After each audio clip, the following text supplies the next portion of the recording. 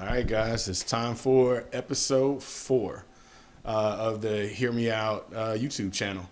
I'm Eric. Donovan. Brandon. All right, guys, so it's been a little while since episode 3.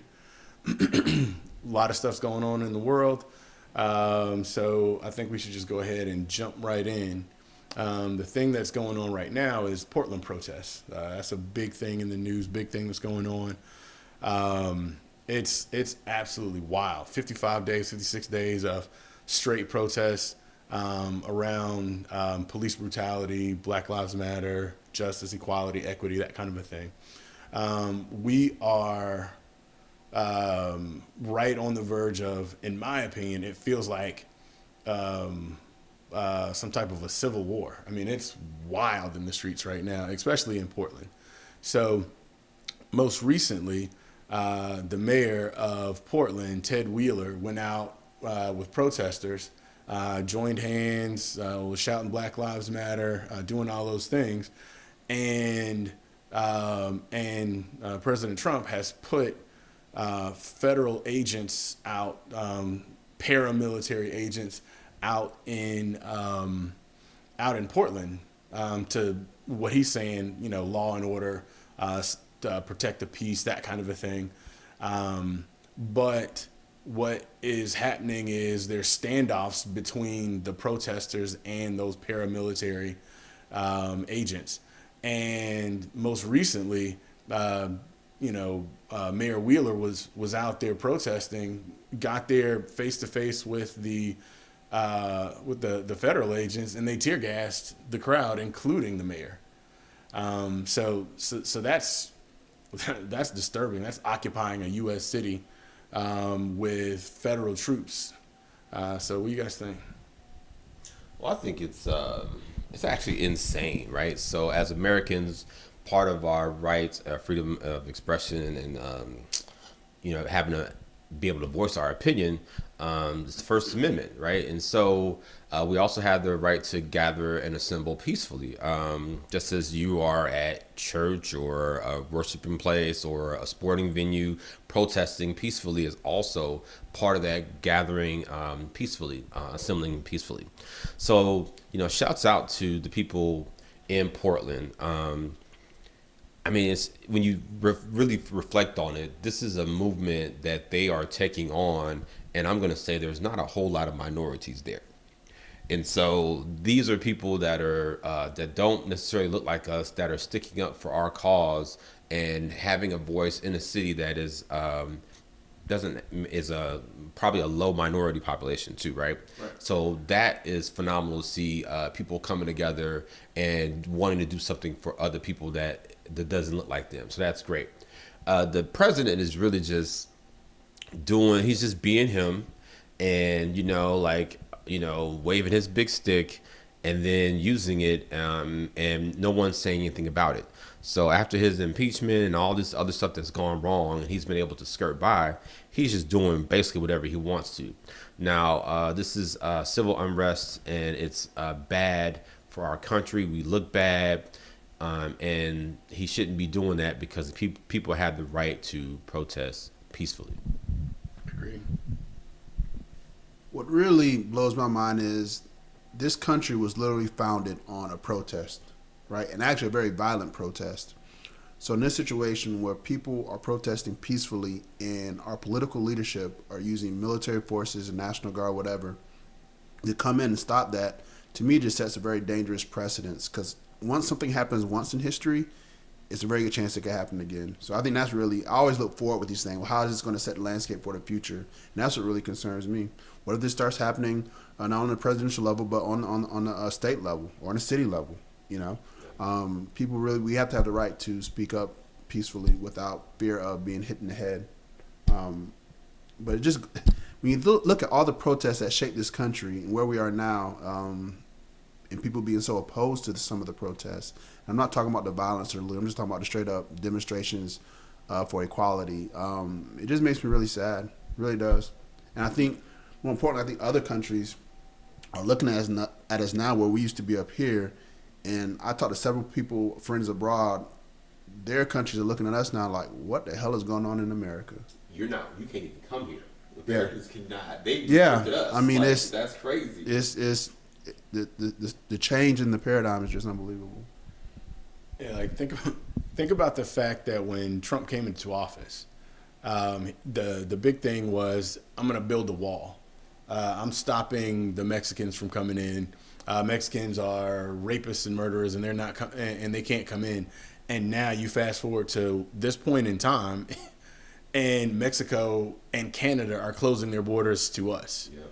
And then we can't travel to Europe, even though obviously because of COVID-19 we can't travel to Europe because there's in most other countries, just because of how poorly we've reacted, both on a national level and on a person to person level.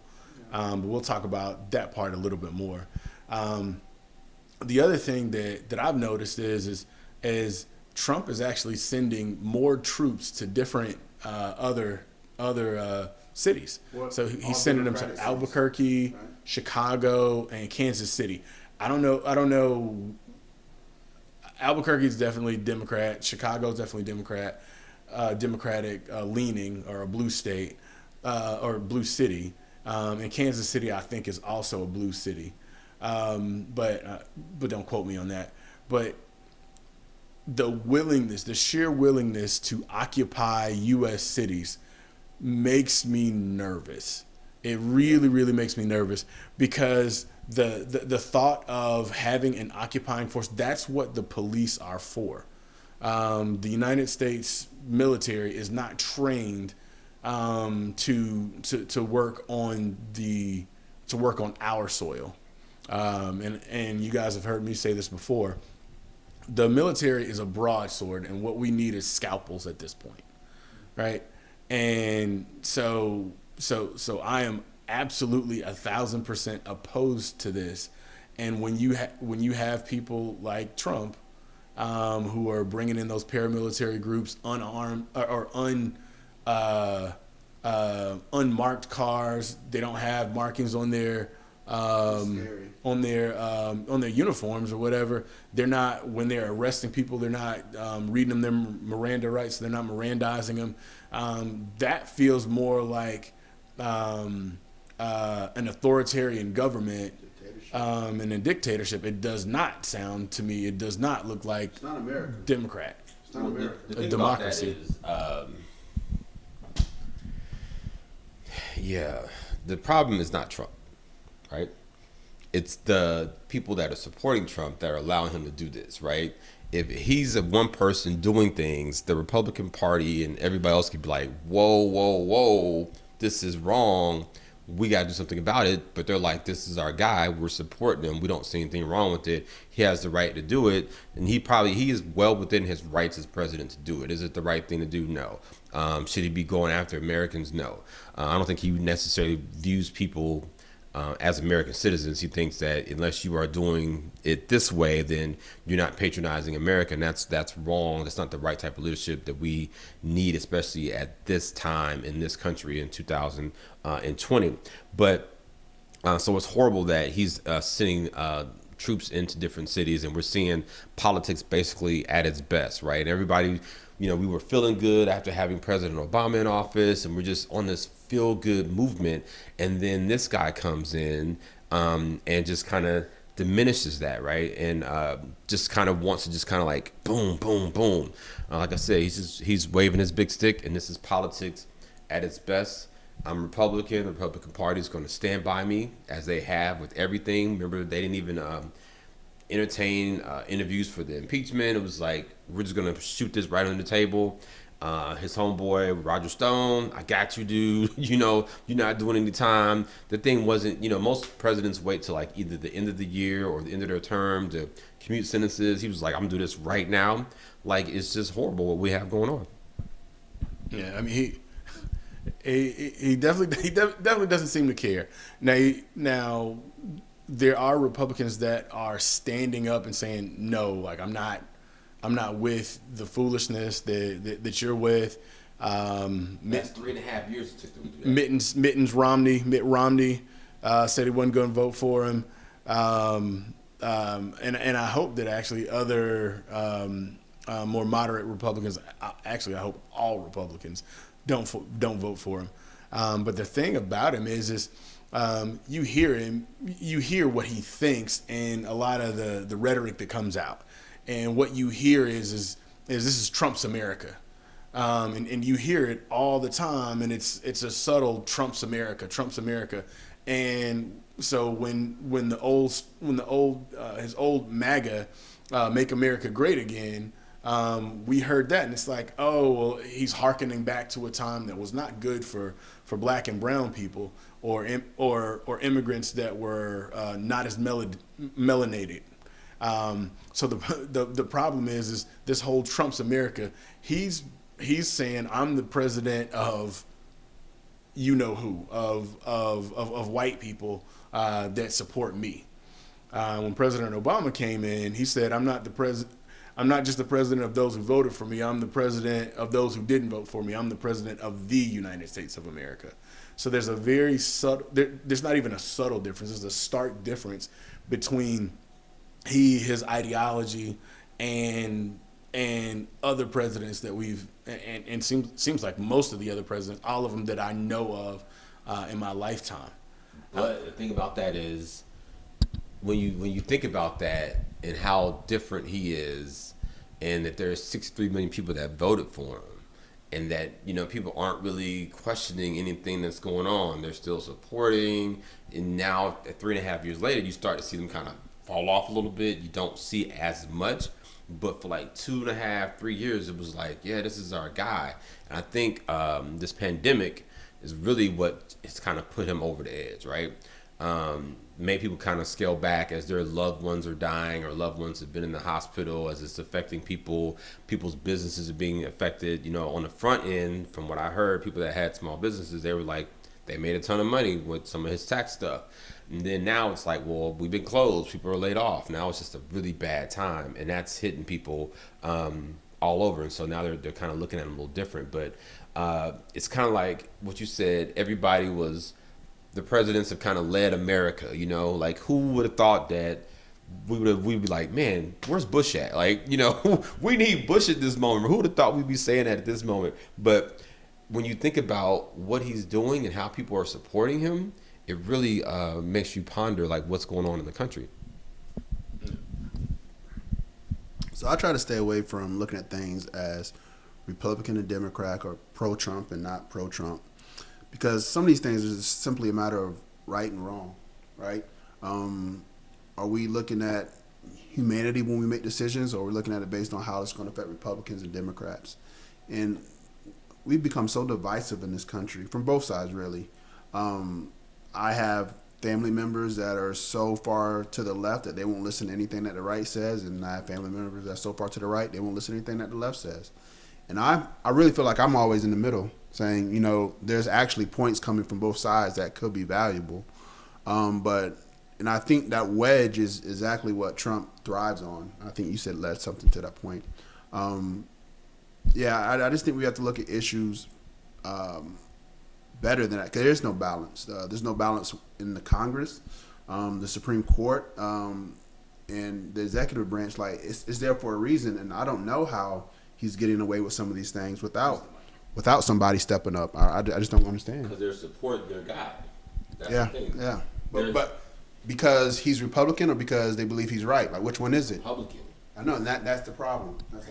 So we think it's the problem. Yeah. Right. That's where I think, you know, we get caught up. We think that, like, oh, it shouldn't be that way, right? But even with the stuff he was saying before the election, the whole grab her by them, you look at all his track record, and nobody was like, whoa, this dude has a moral issue, right? No one's looked at his ties to Epstein or anything and been like, whoa. It's just like everything's swept under the rug, and that's kind of what's going on, because he's their guy. And even years ago, when he was in the 70s and 80s, like, oh, Republicans, you know, they'll vote for their guy. Like, that's just it. Yeah. If you look at it, the Republicans was like, dude, we're going to support you. We want you to carry out this platform. Republican, dog the Democrats, and reverse everything Obama did. And he was like, I'll do it, right? Because most strong leaders have their own agenda, and they're not going to be puppets.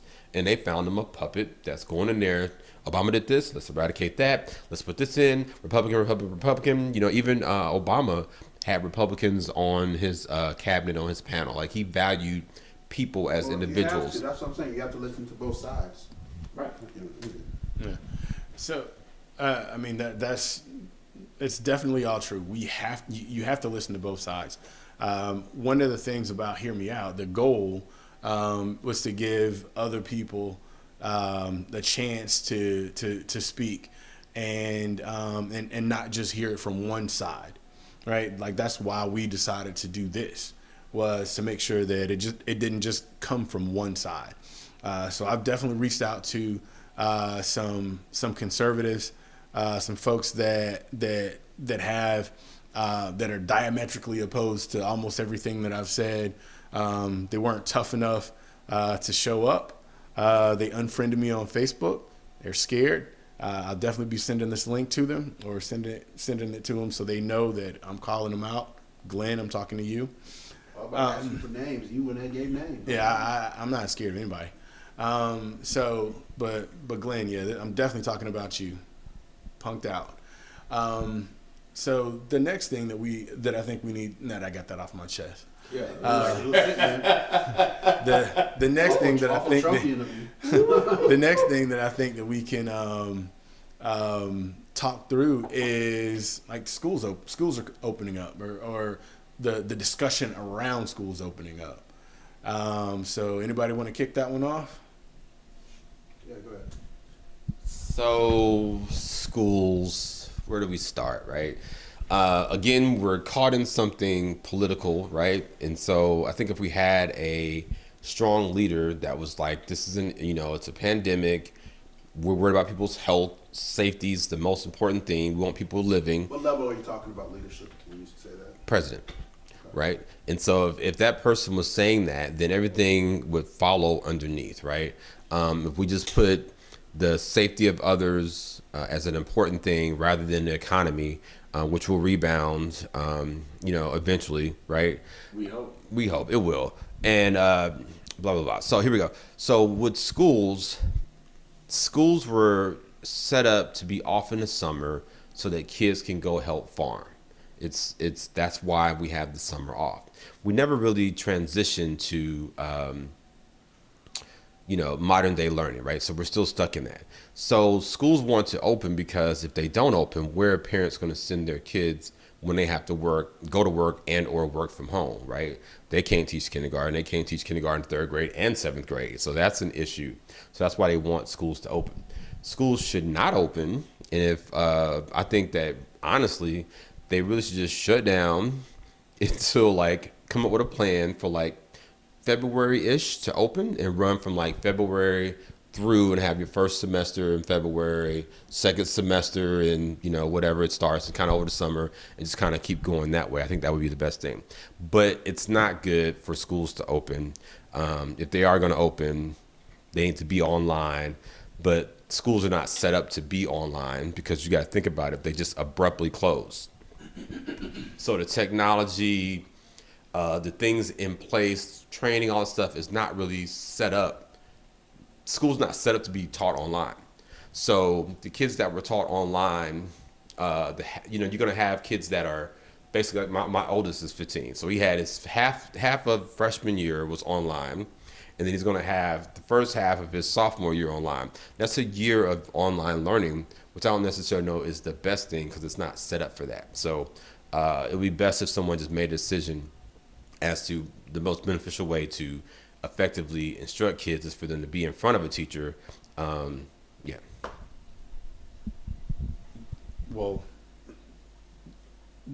we know, Betsy DeVos is past useless, less than useless. I don't know what another way to describe it, but you can't put someone who's never been in public education in charge of public schools, nationwide. And everything here seems really, really political. And we want to get the kids back, but I saw something earlier today from a kid, and one of the most brilliant things I've heard related to opening schools up. The schools can't keep the bathrooms clean on a regular basis. How are they going to clean the entire school every day for COVID-19? How are they going to protect those? How are they going to protect those kids? So I don't know. I mean, I definitely think that, like, I think, Donnie, you make some valid points. The school, we've got kind of 19th century schools or whatever, not even 20th century school, but 19th century schools that are not prepared for these 21st century problems. And because we don't have that, because we've overspent our budget on the military and underspent on education, we end up in the situation that we're in now. So that's frustrating. That leads us down that path, but we are where we are.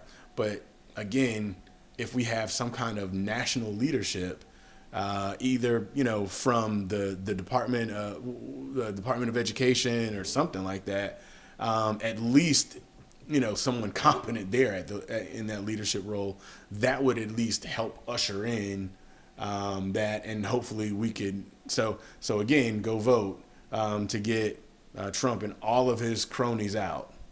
Sorry, go ahead. So I think this issue has become politicized too, right? And really at the foundation of it all, the problem is that our public education system in these United States has been used as childcare. And that's the heart of the issue. It's not really even about public education, but so much of it is to help the kids that are food insecure or that are shelter insecure or come from families that are financially insecure. And that's part of the problem. We should have better social systems in place for that, and shouldn't rely on schools as that shelter. But also, they say kids don't get this disease, so why can't they go to school? Nobody's considering the staff.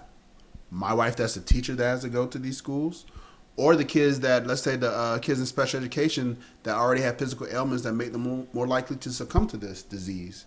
So it's one of those things. If, as a society, if we did what we needed to do, wore mask, I don't care what people think about it, wore mask, social distance, we probably wouldn't even be in this situation. But you can't get politicized, say, I'm not going to do this, and then complain that you can't send your kid to school.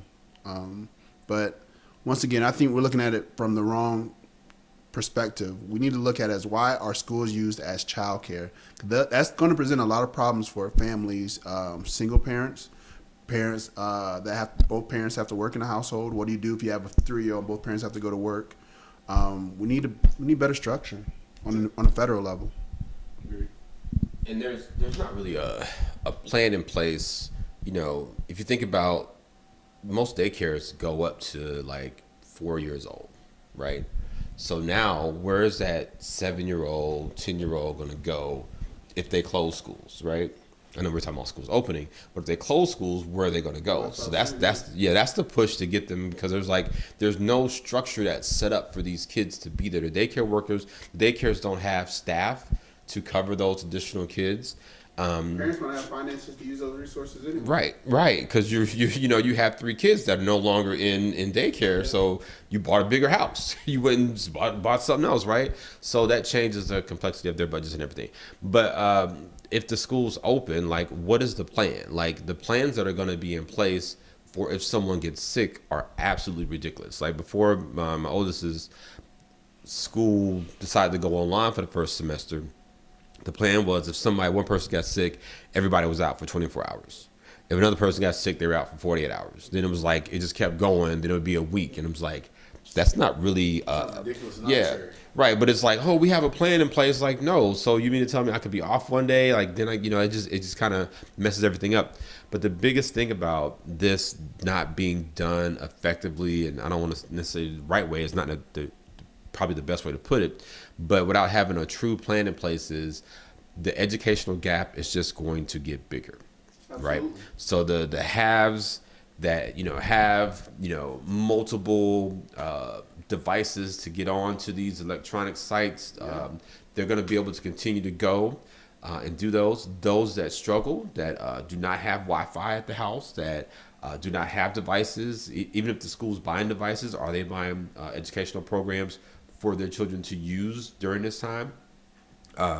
If there are people coming in the house and take those devices and they steal them and they sell them, like it's just going to change what kids are able to do, right? And so, is a parent going to need to help the child with their homework?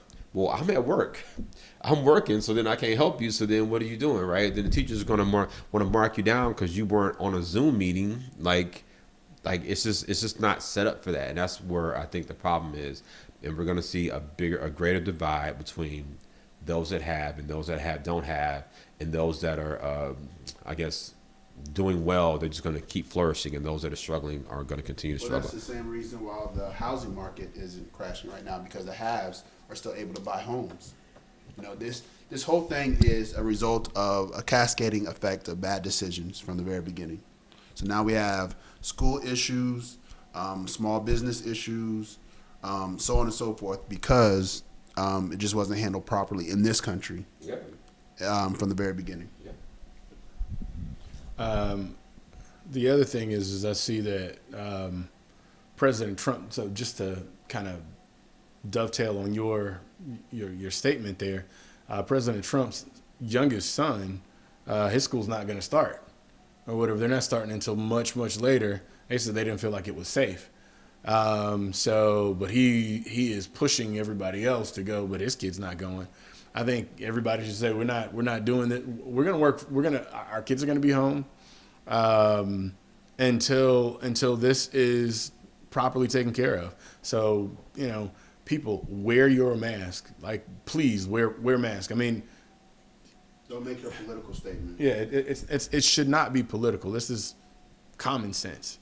If it decreases your chance or your loved one's chances of getting a virus that could potentially kill them, then just wear it. Even if it only decreases it by 1%, that's 1% less of a possibility that you'll be at a funeral. Like, just think about it that way. All right. So, anything else on schools opening up? One of the things, I actually had something else there. One of the things that I did see is that the CDC just put out an additional recommendation, and their recommendation was around the concept of cohorting, right? So it's, I think, a really, really smart way to go, but the implementation of that would require, I think, massive amounts of funding. And basically that cohorting means that you would basically put kids in a certain pod, and they would not change classes and things like that. They would just stick with the same teachers, stick in the same area, eat in the same area, that whole thing. And they would come to school at different times.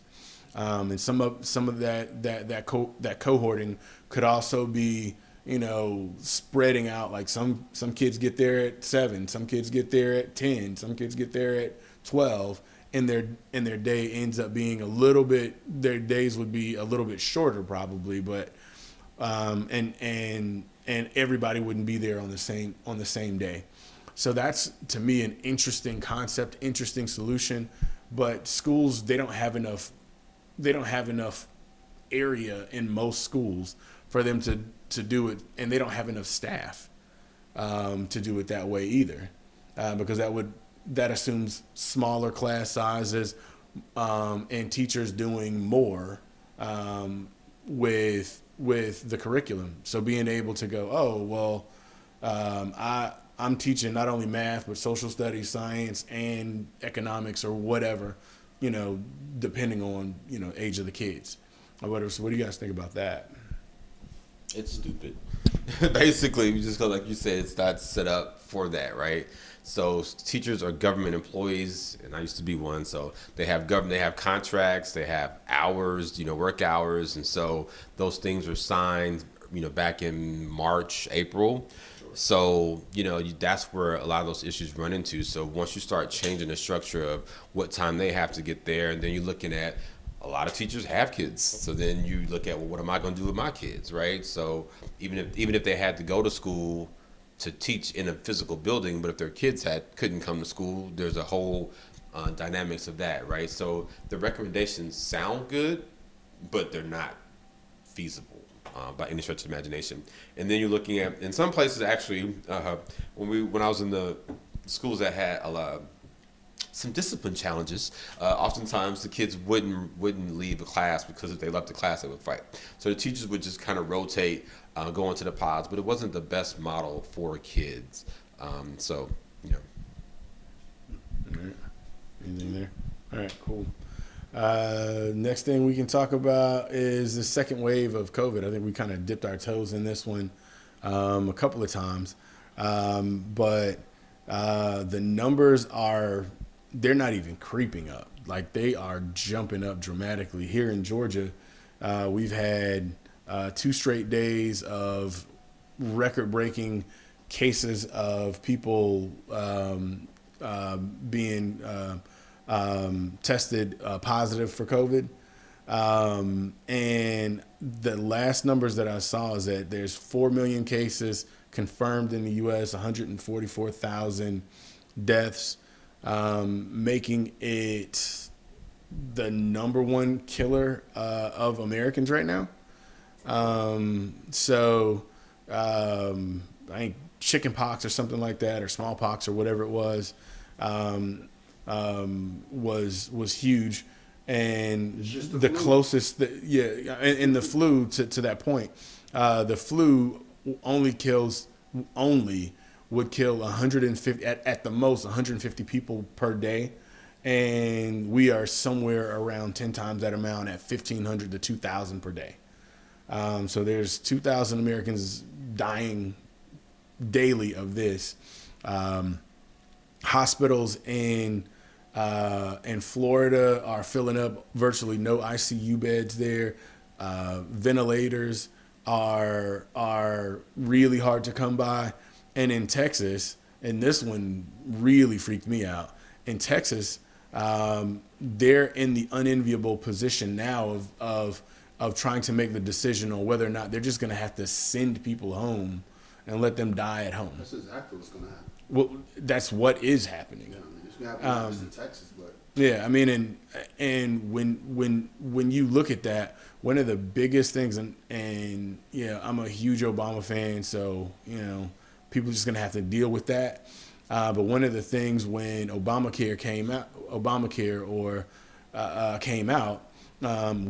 all the proponents or everybody who was against it, all the opponents actually said, was that there's going to be these death panels. They're worried about the death panels, That's what we got right now. You guys can thank Trump for that. Anybody got something to say? I heard a stat today that if Florida was its own country, it would have the 4th highest rate of infection in the world. Yep. All right, that's insane.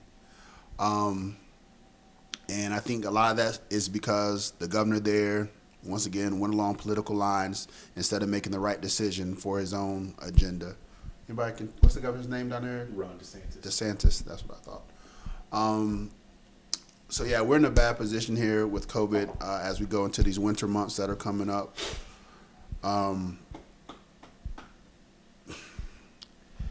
I'm a fan of, you said you're a big fan of Obama. I'm a fan of just effective leadership. Like, I recognize good leadership. And I've seen it here locally in Atlanta from our mayor at times. I don't agree with everything she does, but from her at times. The mayor of Atlanta. Mayor of Atlanta, yeah. Mayor of Atlanta at times. The Fulton County School Superintendent, I think, has shown extraordinary leadership. But I think the alignment of leadership coming from the top down is what's really important. I think that's kind of where we are. It gets broken and it goes along political lines.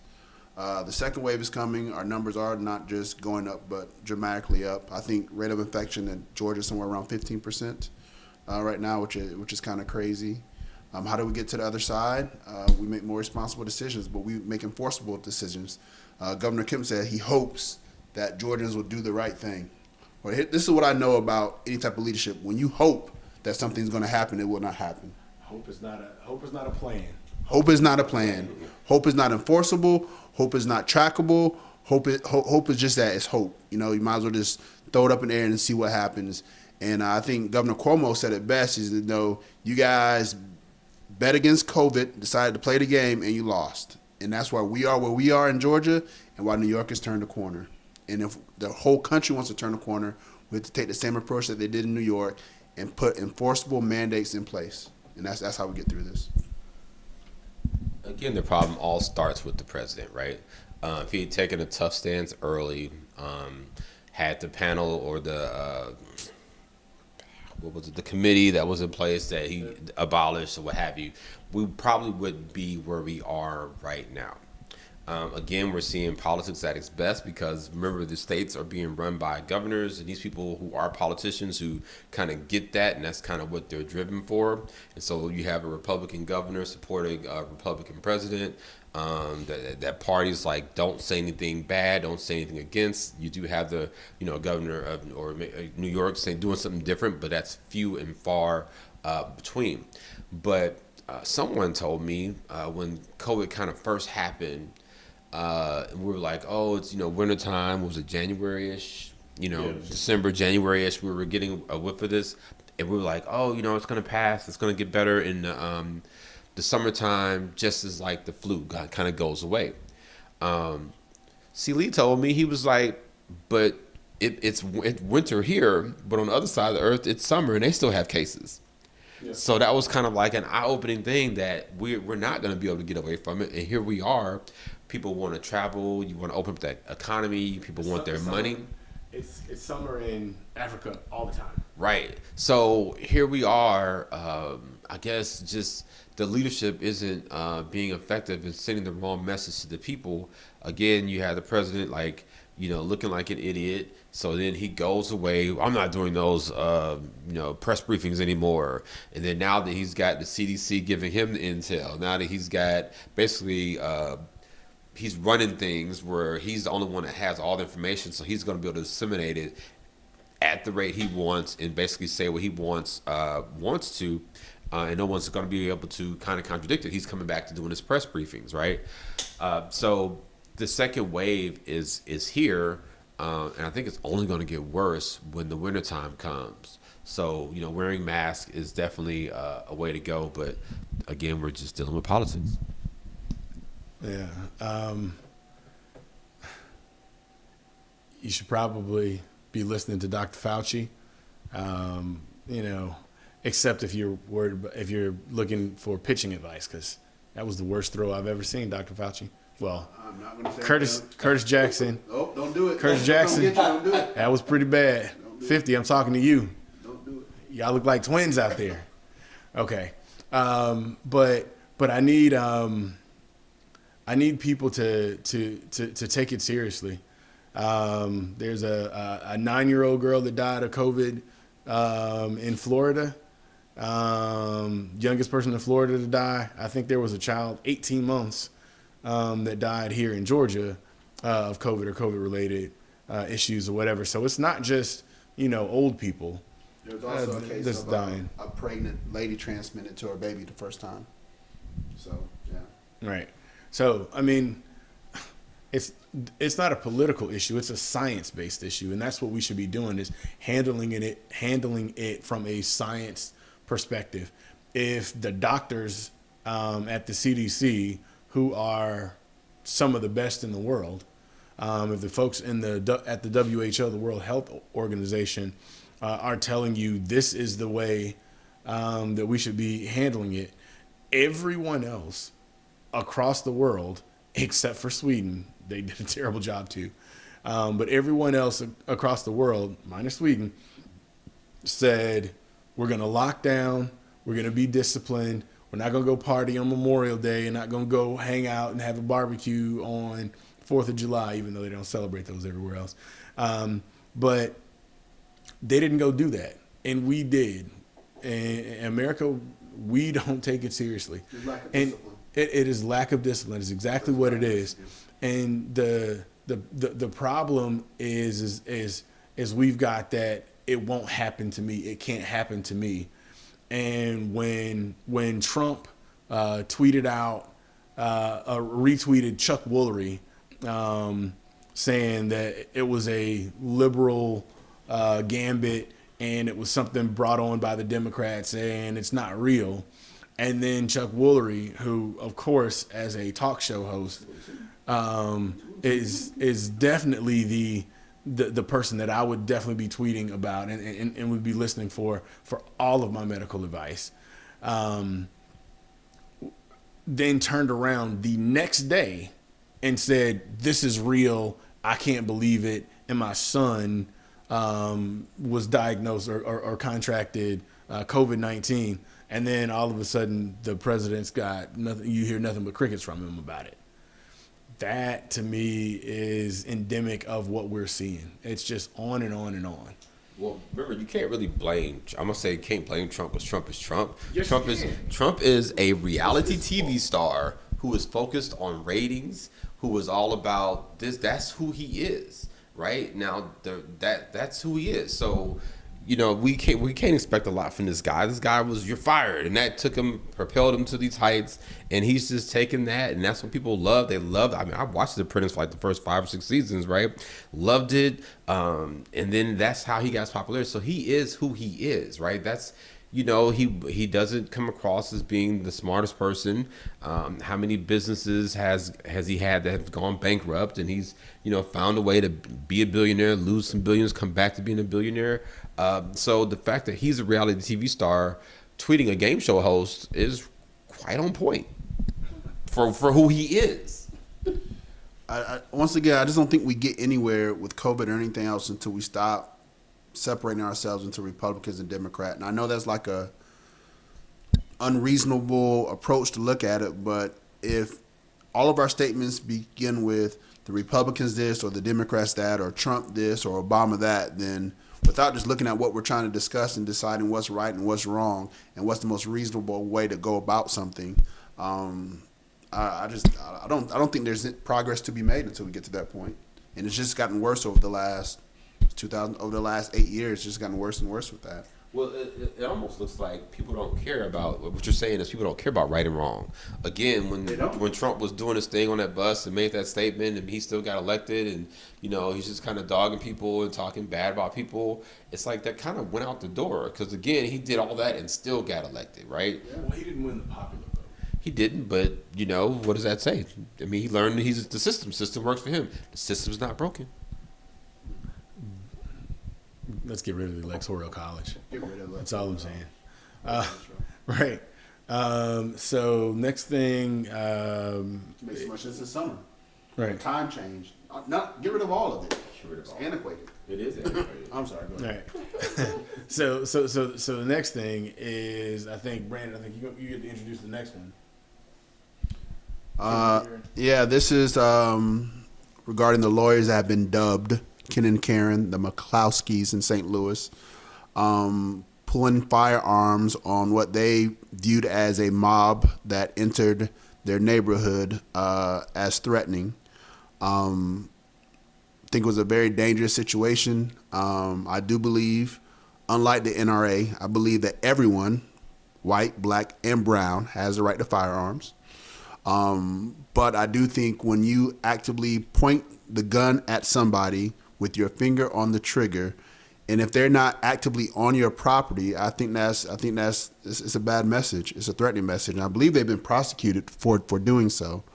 But the fact that people of the law, that attorneys that know the law, would do something so reckless, I think is crazy. You know, did the mob enter the neighborhood to come after the McCloskeys? I don't think so. I believe they're going to protest against the St. Louis mayor for actions that the mayor took in a press conference, listing the name of constituents that spoke out against them. I believe that was a situation. I don't know. The whole term Karen and Ken, you know, it's been appropriately used, I think. And I know people have issue with that. But I think in this, I'll tell you what, I was talking to my father-in-law the other day, and he said he went into Academy Sports to look at something and was inquiring about firearms. And they were saying that they can't get firearms or they can't keep them in a store, you know, which is really scary because I think you mentioned earlier that you thought we were heading towards some type of race war. And Civil War, well, race war, Civil War. Well, you know what? Is it a civil war? Or is it a race war? I think it's probably more of a civil war Based because when you look at places like Portland, when you look at the places where the places where I've protested or whatever, it's as many of everyone else. It's not just black people. It's not just brown people. It's everybody. Yeah. So it's more of an ideological thing, and I think that's more of a civil war type of a thing versus a race war. Either way, the fact that we're talking about this in 2020 in these United States of America is beyond scary. The fact that attorneys would put their fingers on the trigger at a group that's walking through a neighborhood, not causing destruction, mind you, but peacefully going to protest against the mayor. They broke a gate. They broke a gate to get in, busted through a gate to come in. But after that, they were just walking down the street asking for directions to the. I don't believe they caused any property damage to the McCloskey's property, though. Never stepped in their grass. And maybe it's because of the incidents that they saw happening in the city prior to that they felt that maybe their property or their livelihood was at stake. If they were sitting on their porch with their gun in their lap just so that the people could see that, but not actively pointing it at them, then I would really have a completely different take on the issue. Totally agree with you, right? The right to bear arms, it's number 2 for a reason, right? So they have that right. It's a weird order. Right. They have that right. Let me go back to what you're saying. It's funny how, remember Chris Rock or somebody was like, they sell guns at Walmart. Like they don't care, right? So, yes, you have to wait to get a gun for certain guns, but you can go to Walmart and get these guns or wherever. So, but going back to, people have the right to bear arms. So them having their guns, having it on them and, by their side in a proper position in a non-threatening manner, just to let you know, hey, I got, I'm loaded, you know what I'm saying? I'm ready. Nothing wrong with that. But the fact that they pointed it, that's when it changes the scope and sequence of it. Yeah. And that is a crime because you can't just go around pointing guns at people. And so I'm glad to see that they got, I'm glad to see they got prosecuted for that. So, yeah. Yeah, the McCloskeys that particular Ken and Karen. I think that they were scared and they acted inappropriately, and you really do see who people really are under pressure or under what they think is pressure. They ran outside. He said, "Baby, get your gun. We're gonna show these people who's boss." Now, someone who was thinking rationally would know, hey, they're not after me. And if you really and truly believed in Black Lives Matter, like Mr. McCloskey said that he does, he would have said, you know what, like, let me come out here with some water. Let me come out here with some beer. Let me come out here with something. But he got scared. No alcohol during protest. He came out and got scared. And he acted like the punk that he is, in my opinion. He and his wife were absolutely fearful of something that could happen to them. But a lot of the times and in my experience, a lot of times you put your behavior on someone else, what you would do or whatever. And I think what he would have done if he was angry, if he was in the position of the protesters, is he would have come through like Sherman and burned everything down. And that's what he was expecting that those protesters were going to do, though they did nothing other than break through that gate. The other Karens that I'm seeing now, like I just kind of go, like, how is it that you all are not seeing what's happening to the other Karens in the world, in the United States? We don't want to see your crocodile tears after you've said mean, horrible things to people. We don't care about that. Don't apologize. Be who you are, but understand that yes, you have freedom of speech. But that hate speech, those evil things that you say to people, they have consequences behind them. Black Twitter's going to find you. The internet's going to find you. And you're going to lose your job. And you're going to lose your livelihood. And all the things that you hold dear, you need to think about those things before you call somebody out of their name, before you call them something crazy. Well, I think the thing with that is maybe how people are raised, right? So if you're raised at a young age where you're slamming doors, stomping, telling your parents, I hate you, I hope you die. If you're 6 years old, you're 7 years old, and you're saying those things and you get away with it, you're going to do those things as an adult, because at that time you're saying things to be hurtful and there's no consequences for it, so you'll just continue to do those things, right? Sure. I'm not making excuses for anybody. I'm just saying, like, that's kind of where maybe the shift needs to happen. We all always talk about how common sense is not so common, and the world is full of idiots. So I just almost expect this from certain people. Yeah, it absolutely drives me crazy. I think we talked through Kens and Karens and that kind of a thing, or whatever. I want to do one thing though. We lost two huge icons, C.T. Vivian and John Lewis, and those are icons from the civil rights movement, and icons just as far as being great individuals and upstanding individuals. So rest in peace to the two of those guys, and to their family or whatever. We appreciate you allowing us to have them, and lead the way that they did with so much grace. So anybody else, anything? Yeah, I just want to put an emphasis once again on unity and understanding. And I want people to stop and realize that we are all more alike than we are different. And the moment we stop being divisive and looking at each other as a way to try and separate, then the faster we'll progress through all of this. Great way to wrap up, right? And when I was at AP, I used to do announcements in the morning, and I would always start off, and when I would finish, I would say, be kind, help others, make a difference. Like, just put that out there, like, is what you're doing kind? Are you helping other people? And are you making a difference? I should probably add a positive difference, but yeah, those are things I like to live by. Good. Agreed. So it seems like because we're wrapping it up, I think you got something to say and you got to say something to say. Yeah. Like and share and comment. Even if you disagree, comment. Please, if you disagree, if you disagree, please comment. Because if you agree with me, definitely shout me out. For sure. Crickets. Nobody. Nobody. All right. This has been Hear Me Out. Thanks, everybody.